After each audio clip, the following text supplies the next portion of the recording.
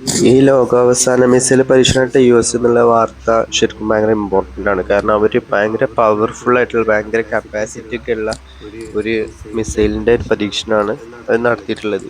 അതിൻ്റെ ഒരു കിലോമീറ്റർ എന്ന് കണ്ടു കഴിഞ്ഞാൽ ഏകദേശം 9,960, അതായത് അറൗണ്ട് ഒരു 10,000 കിലോമീറ്ററോളം പോകും എന്നുള്ളതാണ് ദൂരം. ഏകദേശം ഈ ഒരു പറയുന്ന ദൂരം അത്രയും ആക്യുറേറ്റ് ആയിരിക്കും. അത് കഴിഞ്ഞാലുള്ള ദൂരം വേണമെങ്കിൽ അത് പോവും. പക്ഷെ ആ ദൂരം ചിലപ്പോൾ അത്ര കപ്പാസിറ്റി അല്ലെങ്കിൽ ആക്യുറേറ്റ് ഉണ്ടാവില്ല. പക്ഷെ ഈ പറയുന്ന ഒരു 10,000 കിലോമീറ്റർ എന്ന് പറയുന്നത് അതിന് അഫോർഡബിൾ ആയിട്ടുള്ളതാണ്. അത്രയും പവർഫുൾ ആയിരിക്കും.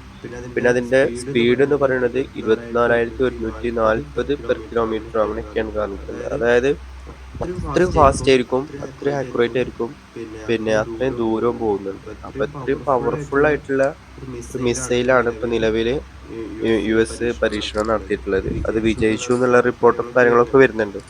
അപ്പൊ നോക്കുക, അതൊക്കെ നമ്മളെ ഏത് രാജ്യത്തും ഇവരെ പ്രയോഗിക്കും. ഇപ്പൊ നിലവിൽ ഇറാനെ ഞെട്ടിക്കാനും കാര്യങ്ങളൊക്കെ ആയിരിക്കാം, പക്ഷെ ഏത് സമയത്തും ഏത് രാജ്യത്തും ഇവരിതൊക്കെ പ്രയോഗിക്കും എന്നുള്ളത് ഷുവറാണ്.